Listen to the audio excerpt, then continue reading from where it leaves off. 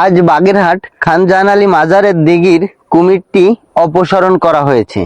আমি একটা বিষয় সকলকে বলতে চাই যে এই কুমিরটি যে অপসারণ করা হয়েছে, এতে যে রাজনীতিক বা প্রশাসনিক যারা ছিল তাদেরকে অসংখ্য ধন্যবাদ জানাই এই একটি ভালো মহৎ কাজ করার জন্য। সেই সাথে আমি দেশের সকল মানুষের উদ্দেশ্যে একটা কথা বলতে চাই, যারা এই কুমিরকে আপনারা যারা মানত করে আসেন, যে কেউ খাসি মানত করেন, কেউ মোরগ মানত করেন, বিভিন্নতা মানত করে থাকেন, যে সকাল থেকে সন্ধ্যা পর্যন্ত দেখা যায় মাজারের দিঘিতে অনেকে অনেক কিছু নিয়ে আসেন।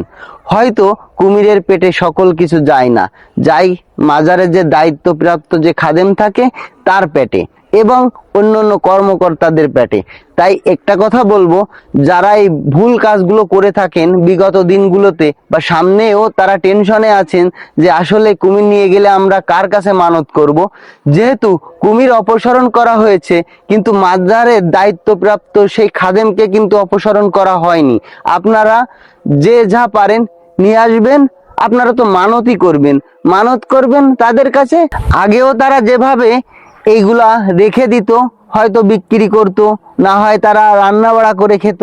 তাই আমি বলবো তাদের এই যে রুজি রুটি, এইটা যেন নষ্ট না হয়। যারা এই ভুল কাজগুলো করে থাকেন, মানত করে থাকেন, মানত করবেন, তাদের উৎসাহ করবেন, তাদের দিবেন, কারণ আপনারা ভুলের ভিতর সারা জীবনই এভাবে থাকবেন। তাই আমি বলবো, যেহেতু কুমির অপসারণ হয়েছে, কিন্তু কষ্টের বিষয় বলেন আর দুঃখের বিষয় যেটাই বলেন, কিন্তু এই যে মাজারের যে দায়িত্বপ্রাপ্ত যে কুমিরকে খাওয়ানোর জন্য যে খাদেম ছিল, সে কিন্তু অপসারণ হয়নি। তার জন্য আপনারা মানত করে নিয়ে আসতে পারেন, যাতে করে আপনাদের মানতটা ঠিক থাকে এবং খাদেমের যে আশাটা থাকে যে প্রতিনিয়ত এভাবে মানতের জিনিসগুলো আসবে, যেন সে এগুলো বুঝে পায়।